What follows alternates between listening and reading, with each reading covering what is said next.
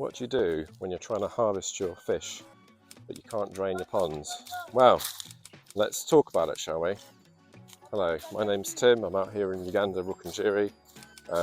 Actually not in Rukungiri, in Tungamo districts. We've come to the next district along just to go and catch some fish for market. We're at the site, we've got lots of ponds, and we are in the business of harvesting fish.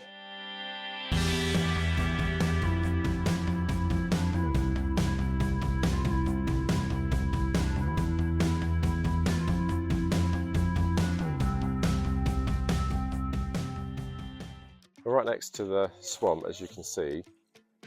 This is it, running that way. It goes along here. We're at lowland. And as a result, when they've put these ponds in with the inlets over there, see the pipe, and here, the outlets, the water level doesn't go down enough because the water table's there. It's almost the same. So it means that it's very hard to catch all of your fish.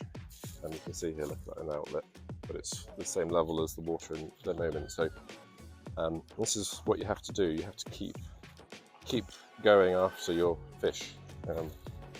But we're doing well. This is all the, got some nice big fish in here. There's actually a catfish as well. You see that? You can see that Kampuri is trying to lower the water. So he's just putting the outlet down. But we're not going to get much further than this. And then there's a series of ponds. This is the last one, nice and green. Look at that, really good colour.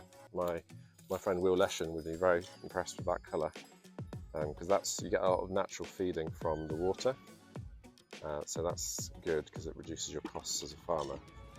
Got the rest of the team here as well. Got Alex from Aquaculture, also my partner, and the rest of this. There's some friendly faces you'll know from our videos, and then some of the staff from the farm here. And they're just collecting all the fish, getting it ready.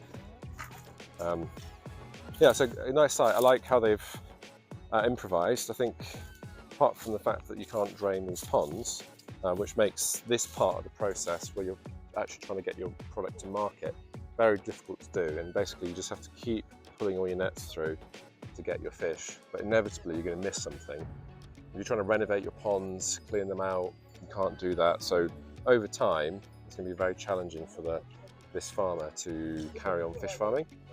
One solution actually is to get a pump, so like a solar pump or something like that. I found out yesterday you can get one that does 4 million, you pay it in installments. So 4 million is about 1,200 USD.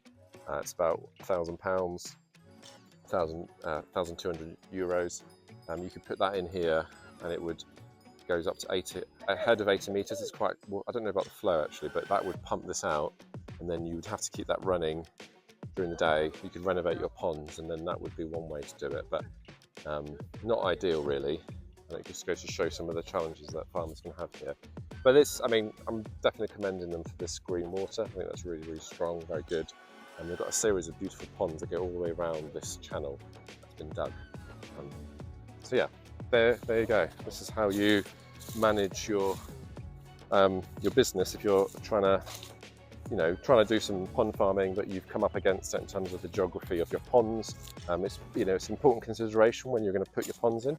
You need to think about so many different factors, and the farmer here has designed the ponds in such a way that you can't drain them naturally through the pipes. Now, I don't know why they did that. Perhaps there might be another reason that, what land they have available to them, or perhaps they didn't realise. Lots of reasons people do things. Perhaps there's another consideration I'm not thinking about.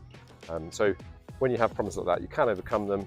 In this case, it would cost the farmer more because they would have to put, like I said, a solar pump to drain the water completely and to renovate.